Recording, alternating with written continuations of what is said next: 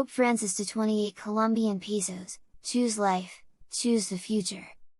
Cardinal Secretary of State Pietro Parolin delivers Pope Francis' speech to delegates at the UN Climate Change Summit, urging world leaders not to postpone action any longer but to craft concrete and cohesive responses for the well-being of our common home and future generations.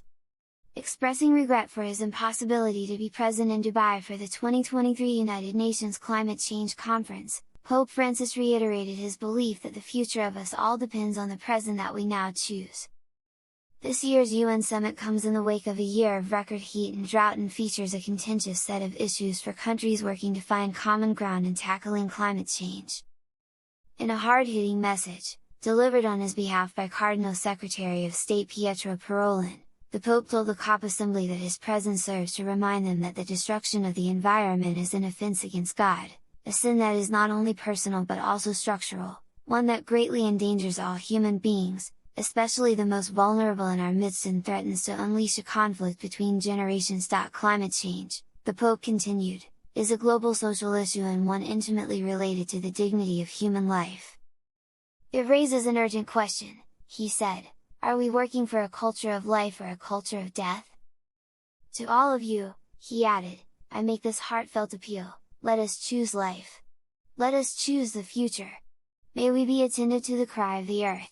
May we hear the plea of the poor, may we be sensitive to the hopes of the young and the dreams of children. We have a grave responsibility, to ensure that they not be denied their future. Reiterating his urgent call to address the climate crisis, Pope Francis attributed its root cause to the excessive heating of the planet, driven mainly by escalating levels of greenhouse gases that, he said, result from unsustainable human activities. The drive to produce and possess has become an obsession, resulting in an inordinate greed that has made the environment the object of unbridled exploitation. The climate, run amok, is crying out to us to halt this illusion of omnipotence, he stated. The climate is crying out to us to halt this illusion of omnipotence. The Pope called on mankind to recognize its limits with humility and courage as the sole step towards authentic fulfillment. He pointed to the divisions that exist among us as the main obstacle to this crucial shift, and said a world completely connected, like ours today, should not be unconnected by those who govern it, with international negotiations that cannot make significant progress due to positions taken by countries which place their national interests above the global common good.